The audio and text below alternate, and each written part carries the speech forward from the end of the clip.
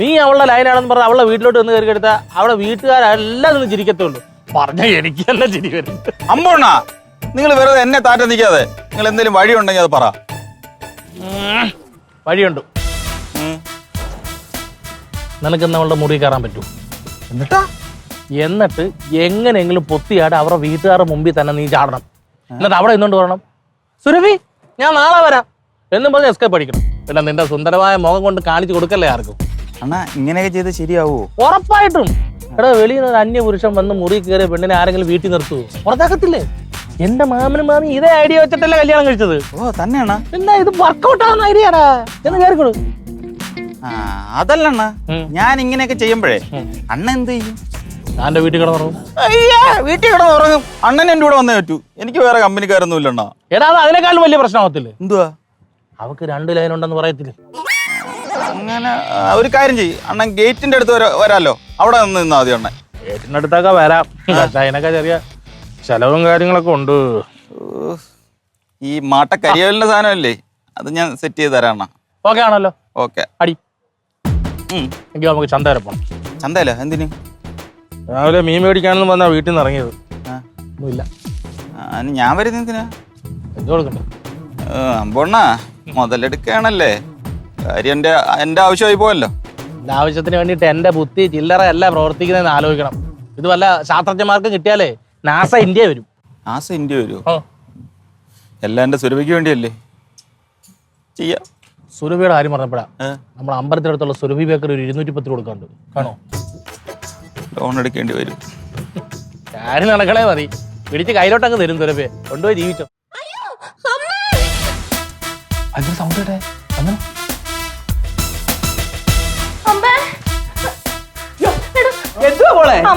അവിടെ ഒരാളെ കണ്ടമ്മേ. എവിടെ? ആ ജനലിന്റെ അവിടെ. എടുത്തതിന് മോൻ കണ്ടില്ലേ? ഇല്ല, എന്താ തുണിയൊക്കെ വെച്ചിട്ട് ഇങ്ങനെ കെട്ടിയിട്ട്. പ്രസവം അവിടെ? ഏട്ടൻ ഇതുവരെ വന്നിട്ടില്ല. ഞാനിവിടെ തുണി മടക്കി വെച്ചോണ്ടിരിക്കുകയായിരുന്നു. എന്നാ അതേതോ കള്ളന്മാര് തന്നെ, തീർച്ചയായിട്ടും അതെ. ഇവിടെ മക്കളെ, നീ ഒന്ന് പോയി ആ ചുറ്റുവട്ടത്തൊന്ന് നോക്കിയാ എല്ലായിടത്തും. ചെല്ല് മോളെ, ആ പോയി ആ ജനലൊക്കെ അടയ്ക്ക്. അമ്മയൊന്നും അങ്ങോട്ട് ചെല്ലട്ടെ. ഇല്ല, ആ മരുന്ന് ഈ അടച്ചേ ചോടി താഴെ വാ.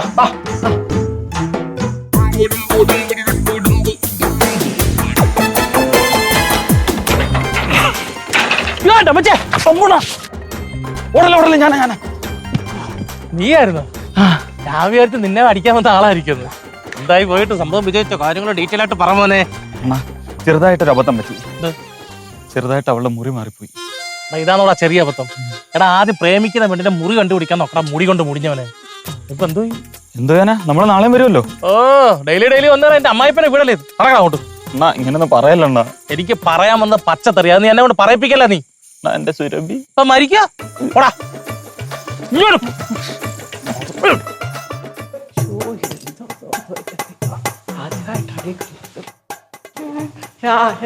അവിടെ ആരും കാണുന്നില്ല.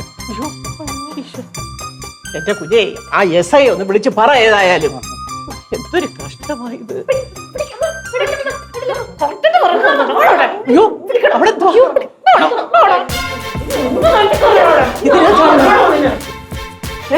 ആരാടാ? ആരാ? എന്താ?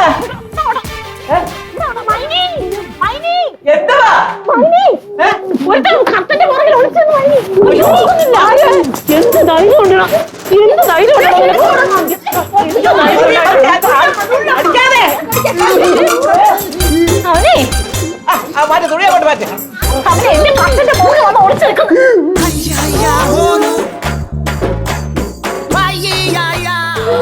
എന്തിനാ കട്ടന്റെ അടിയിൽ ഒളിച്ചത്?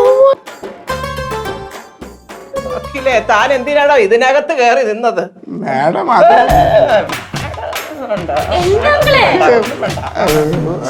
ഞാനേ ആമി മോളെ കൂടെ സാറ്റ് കളിക്കാൻ വേണ്ടി കട്ടന്റെ ബാഗിൽ ഒളിച്ചു. സാറ്റ് കളിക്കോ? അതിന് ആമി മോളി കിടന്ന് ഉറങ്ങിയിട്ട് കൊറേ നേരമായല്ലോ അങ്ങളെ. ഉറങ്ങിയോ? പിന്നെ ഞാൻ അറിഞ്ഞില്ല. അയ്യോ പാവം. ഏതായാലും പോട്ടെ, ഒന്നും അറിഞ്ഞില്ലല്ലോ. കിട്ടിയതൊക്കെ നല്ലതുപോലെ വാങ്ങിച്ചല്ലേ. ആ കൊണ്ടുപോയി അനത്ത്.